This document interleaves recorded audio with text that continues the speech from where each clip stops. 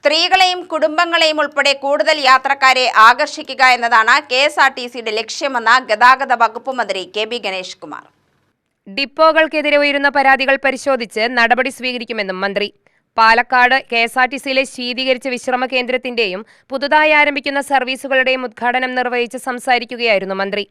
മൈസൂരിലേക്ക് ഒരു ബസ് വേണമെന്നുള്ള പ്രിയങ്കരനായ എംഎൽഎയുടെ ആവശ്യം പരിഗണിച്ചുകൊണ്ട് ഇന്ന് മൈസൂരിലേക്കും ഒരു പുതിയ ബസ് നമ്മൾ തുടങ്ങുകയാണ്.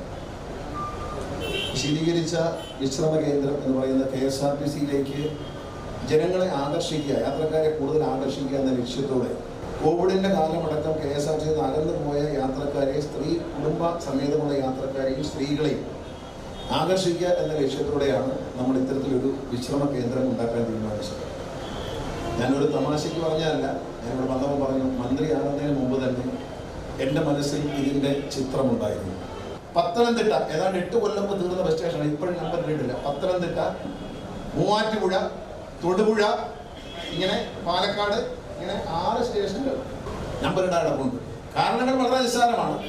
STP ഇവിടെ ഇപ്പോൾ STP ഉണ്ട്, STPയിൽ പിടിച്ച് കണക്ട് ചെയ്തില്ല, STPയുടെ പണി തീർന്നില്ല എന്നൊക്കെ പറഞ്ഞ് പത്തനംതിട്ടയിലെ ഒറ്റ ബസ് സ്റ്റേഷൻ തുറന്നു കൊടുക്കാൻ കഴിഞ്ഞാൽ കെഎസ്ആർടിസിക്ക് ഒരു മാസത്തെ കടകളുടെ വാടക മാത്രം 1 കോടി രൂപയിലധികം വരും എന്നാണ് ഞങ്ങൾ കണക്കാക്കുന്നത്. 1 കോടി രൂപ അധിക വരുമാനം കിട്ടുന്ന കേസാണ്. അപ്പോൾ നമ്മുടെ നാശം നമ്മൾ വിതച്ചതാണ്. യാത്രക്കാർക്ക് മികച്ച സൗകര്യങ്ങൾ ഒരുക്കുന്നതിന്റെ ഭാഗമായി കെഎസ്ആർടിസിയുടെ ബാംഗ്ലൂരിലേക്കുള്ള 48 പെർമിറ്റുകളിലും ആധുനിക സജ്ജീകരണങ്ങളുള്ള ബസ്സുകൾ ഇറക്കും. ക്രിസ്തുമസ്, ഓണം സമയങ്ങളിൽ സ്വകാര്യ ബസ്സുകൾ യാത്രക്കാരെ ചൂഷണം ചെയ്യുന്നത് അവസാനിപ്പിക്കും. ഗ്രാമീണ മേഖലയിലേക്കുള്ള ചെറിയ ബസ്സുകൾ ഓർഡർ ചെയ്തു കഴിഞ്ഞു. ഗതാഗത മേഖലയിലെ 80% വിപണി കയ്യിലാക്കുക എന്നതാണ് കെഎസ്ആർടിസി ലക്ഷ്യമിടുന്നത്.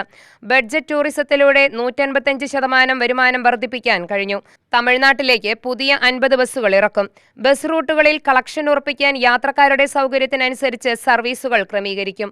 പാലക്കാട് ജില്ലയിലെ കെഎസ്ആർടിസി ടെർമിനലിലുള്ള ടോയ്ലറ്റ് പരിപാലിക്കുന്നതിന് കോഓപ്പറേറ്റീവ് സൊസൈറ്റിയായ സുലഭിനെ ഏൽപ്പിക്കും. കെഎസ്ആർടിസി ബസ് സ്റ്റാൻഡുകളും യാർഡുകളും ക്ലീൻ ചെയ്യുന്നതിന് കോൺട്രാക്ട് നൽകാനാണ് തീരുമാനം. ഇതിനായി ടെൻഡർ വിളിച്ചു കഴിഞ്ഞു. യാത്രക്കാർക്ക് മികച്ച സൗകര്യങ്ങളും വൃത്തിയും ഉറപ്പുവരുത്തേണ്ടതുണ്ട്. പാലക്കാട് കെഎസ്ആർടിസിയിലെ പഴയ ടോയ്ലറ്റ് മാറ്റി സ്ഥാപിച്ചതിനു ശേഷം മാത്രമേ അവിടെ ഇന്ധന പമ്പിന്റെ പണി തുടങ്ങൂ. കെഎസ്ആർടിസിയുടെ പ്രവർത്തനം മെച്ചപ്പെടുത്തി വരുമാനം വർദ്ധിപ്പിക്കാനാണ് ജീവനക്കാരുടെയും സർക്കാരിന്റെയും ലക്ഷ്യം. കെഎസ്ആർടിസിയുടെ കൊറിയർ സർവീസ് വഴി അയക്കുന്ന സാധനങ്ങൾ വീടുകളിൽ എത്തിക്കാൻ പദ്ധതിയുണ്ട്. ഇതിന് സ്വകാര്യ പങ്കാളിത്തം ഉറപ്പാക്കും. ബസ്സുകളിൽ നിന്നുള്ള പരസ്യ വരുമാനം 9 കോടിയിൽ നിന്ന് 18 കോടി രൂപയായി ഉയർത്താൻ കഴിഞ്ഞു. കെഎസ്ആർടിസിയുടെ കോംപ്ലക്സുകളിൽ നിന്ന് വരുമാനം ഉറപ്പാക്കാനുള്ള പദ്ധതികളാണ് ആവിഷ്കരിക്കുന്നത്.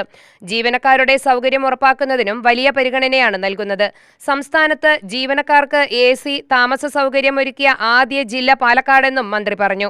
പാലക്കാട് MLA രാഹുൽ മാങ്കൂട്ടത്തിൽ അധ്യക്ഷത വഹിച്ചു. VK ശ്രീകണ്ഠൻ MP മുഖ്യാതിഥിയായി.